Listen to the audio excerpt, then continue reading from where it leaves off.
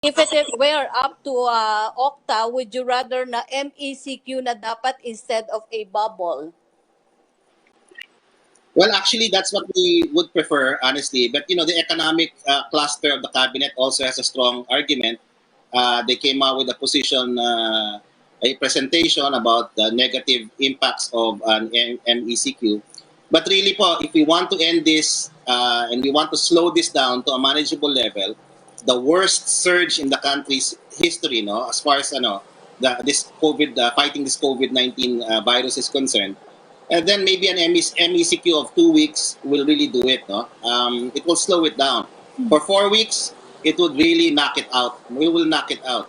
And tama-tama, magkapapasok rin yung bakuna by that time. Magandang timing. So, but the thing is, yun nga, may cost ho to, may social, economic cost ho. And kaya sinasuggest namin, soft MECQ. Para hindi masyado malaki ang ayudang ilalabas ng gobyerno. Let's give the bubble a chance, no? Pero kung pataas pa rin siya after next week, mukhang kailangan na tayo mag-isip-isip, no, ng mas stricto pang quarantine classification. Sa amin ho, yung amin na pinapose ay yung soft MECQ. MECQ siya na bukas sa mga businesses, MECQ siya na may transportation, MECQ siya na may makakapasok yung mga arawan natin, mga kababayan. So yun ay last resort natin pag hindi nag-work itong interventions ng gobyerno. And pinagdadasal rin namin, no? Ano daw po yung soft MECQ kung may transportation and others? Paano po daw yon? Difference lang naman is that yung major, kasi ang kailangan ho mobility restrictions. We need mobility restrictions, very, very significant mobility restrictions. And we're hoping that what the government has decided, what the bubble is implementing now will work.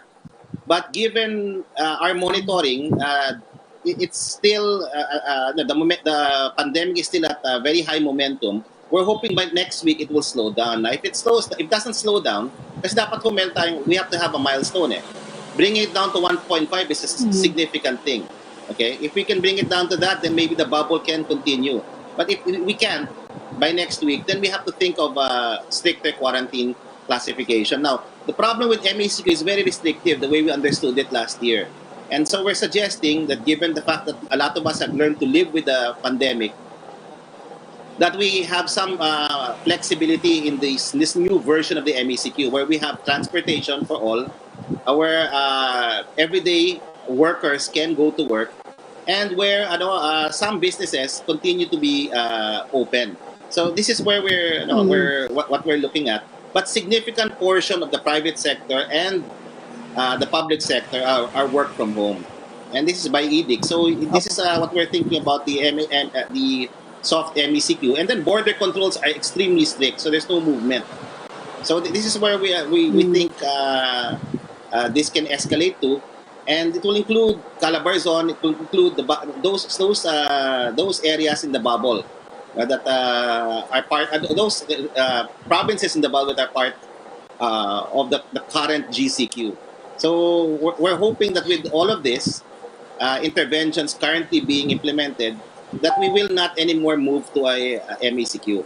We're hoping that let's try to make this bubble work